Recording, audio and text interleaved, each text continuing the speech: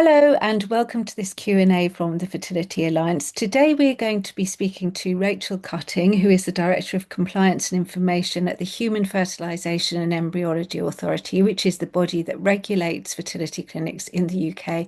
And Rachel's going to be talking to us a bit about the inspections that clinics go through to make sure that they're operating in the right kinds of way. So, Rachel, I wanted to start by asking you, are all fertility clinics in the UK inspected?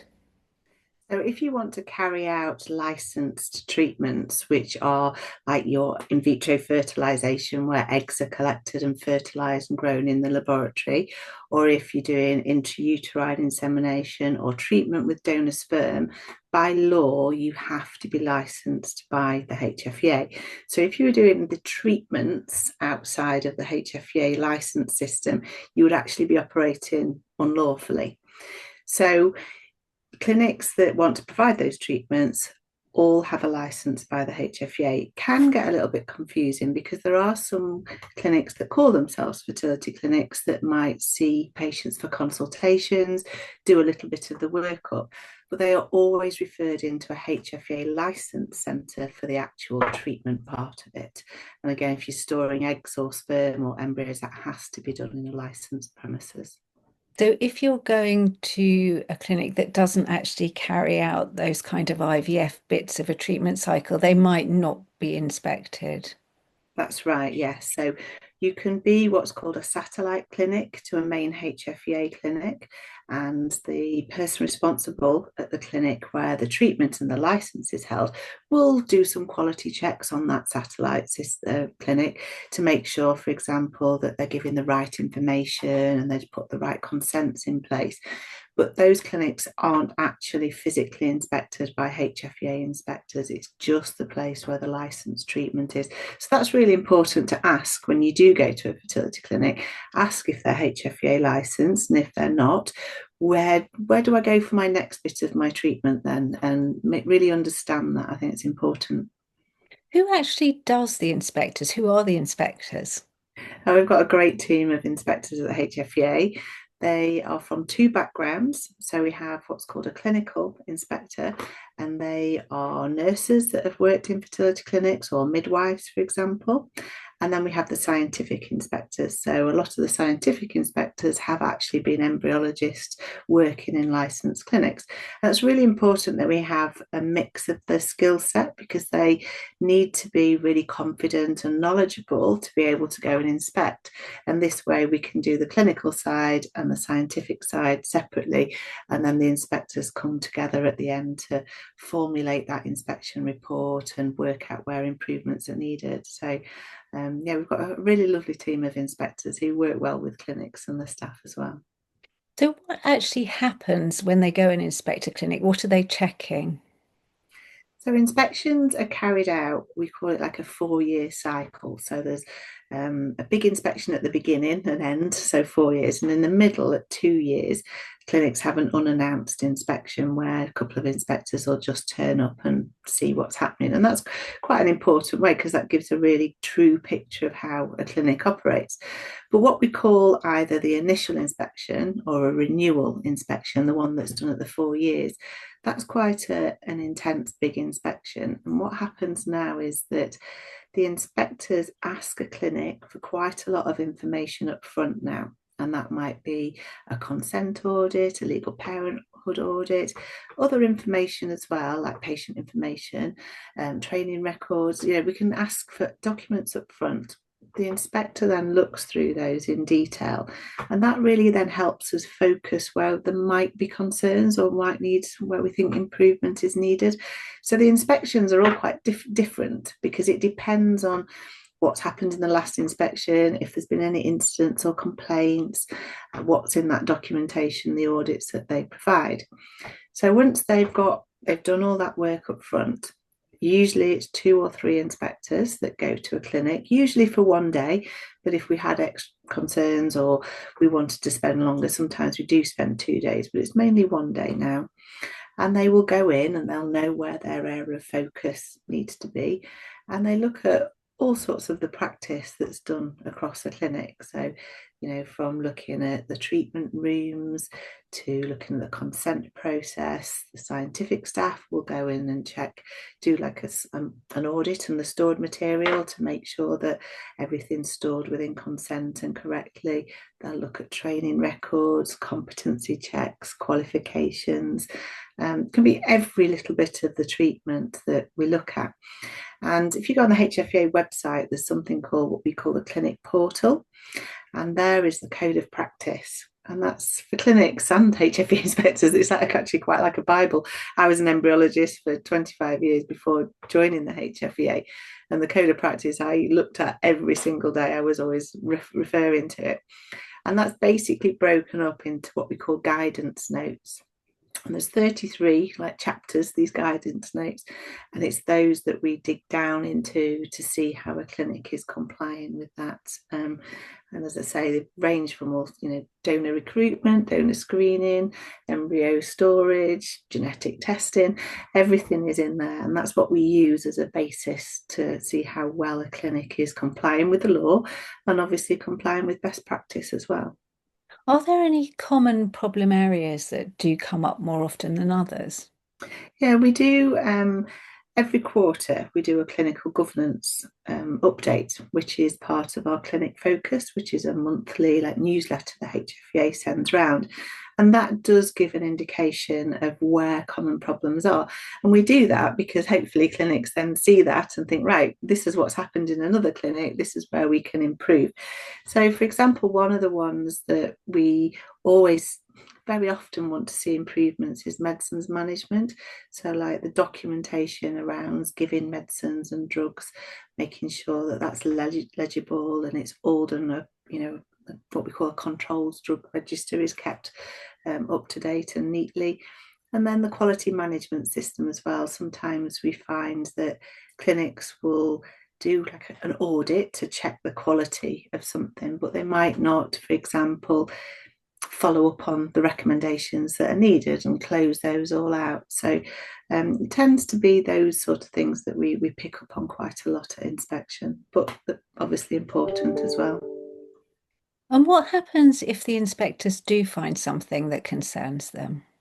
I mean, every inspection, we are looking for where improvements are. We also will praise where we see good practice, but that's why we're there, aren't we, to make sure that patients are kept safe, they're getting the best care that they should, deserve to receive.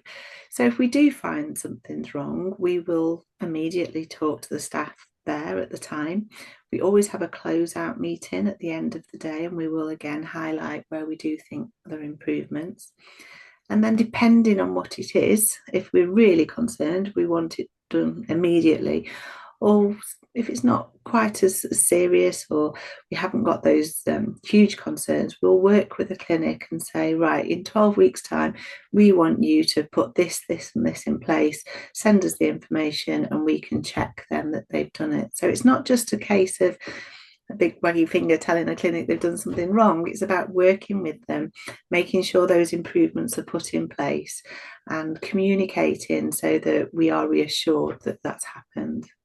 And what kind of sanctions does the HFEA have if something isn't resolved or if you're really not happy? Yeah, the HFEA is quite limited what we can do really. Other regulators can give fines but the HFEA can't do that. So something that we have looked about and looked for, if the law changed, it might be something that we look in the future. But at the moment, all clinics can have a maximum of a 5-year license. We tend to give a 4-year license because that, if you remember from earlier on, fits in well with our inspection schedule. So if we have concerns, what we can do is give a shorter length of license. So if we're really concerned, for example, we might only give a 1-year license, which means we would go into a clinic within 6 months for an inspection, and we work very closely with them. So obviously having that sanction of a shorter license means that we've got better regulatory oversight of them, and we're keeping a lot more in close contact. If we've got concerns over a specific area, we can put a special direction on there. And We could, for example, say a clinic was recruiting donors and hadn't screened donors properly. This is just hypothetical. What we could do is stop a clinic doing that, recruiting donors for a while until we know that all the right standard operating procedures, the training, and the information is in place. So it depends on the severity of it. It's very, very rare that we do close a clinic, but we have done that recently. We did shut a clinic for a short period of time because we weren't assured at that time that patients were being treated as they should have been. And the clinic was given a time frame where they had to put those improvements in place. And it was only when the HFEA were really reassured that they were in a much better position that we then allowed them to resume treatments. And the inspectors, although they make recommendations, write the report, we have an independent licensing committee that makes those decisions. And that committee is made up of the HFEA committee members, the board members, as we call them, members of the authority.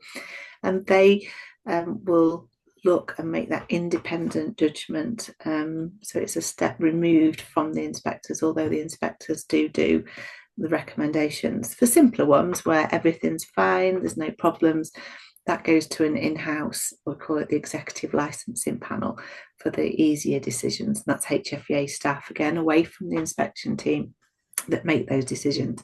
And I think it's important that because it makes sure that it's fair and equitable and the decisions are being made in the right way. And for patients, if someone's looking to choose a clinic, is there a quick and easy way of seeing how long the license is?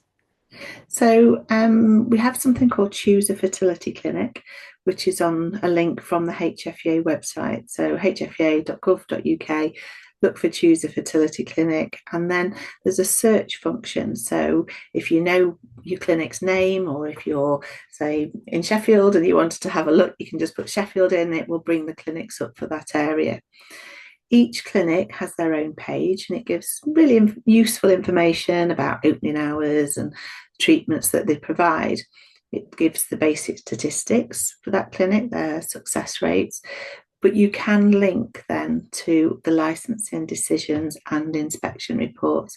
So on there, you will be able to see the length of the license, and you can have a read through the inspection reports. They're quite long and lengthy, the inspection reports, but there's a summary on the front that tells you where the improvements are needed. And then if you did want to obviously read through them, you can do, but they are quite lengthy and wordy because it's important that the detail is there, because it's for a clinic to work through that and see where they're doing well, where the improvements are needed. And then at the end, there's a summary table of all the improvements that are needed and what the plan is for those. Are there any particular things as a patient looking at an inspection report, which obviously, as you said, can be quite long and wordy, that people should look out for? I think have a read through, look at the summary, but obviously they are in a lot of detail. I think be rest assured that if we have got significant concerns, we do something about that, and the clinics will be expected to put them right. If you read anything that you're unsure about, go and ask the nurse or the fertility doctor that you're seeing, so that you've got reassurance. So, for example, if it was picked up that something wasn't quite right in donor recruitment and you were having donor treatment, you might want to go and talk that through. But I don't think you need to look in vast detail all the way through at every little bit. But the summary information and the recommendation for the length of license, if you've got a clinic that's got a 1 or 2 year license, you might want to go and ask, well, I wonder why? Why would that be? When they carry out the inspections, how do the inspectors check the patient experience at the clinic? So, in the unannounced inspection, for example, we might just follow the patient journey through then. And very often, of course, with consent, the HFEA inspectors will sit in on consultations and ask if the patients are willing to talk to them. Obviously, that's completely up to the patients to do that. And if they don't want to, it's absolutely fine. It wouldn't affect anything at all. And we always expect clinics to do a patient satisfaction survey at the end of their treatments, and the inspectors will expect that to have been audited. and they will look to see where patients may not be happy about the treatment, what's happening. We also look at complaints that a clinic's had. Sometimes the HFEA gets emails from patients if they're unhappy. And we bring all that information together, and that helps us give a picture of the patient experience in that clinic. So it's clear from everything that you said that licensed clinics here go through quite a rigorous process of inspections. But if someone's having treatment overseas, presumably that doesn't apply in quite the same way. No, absolutely not. I mean, the HFEA is the longest standing regulator for fertility treatment in the world, and we are heavily regulated here.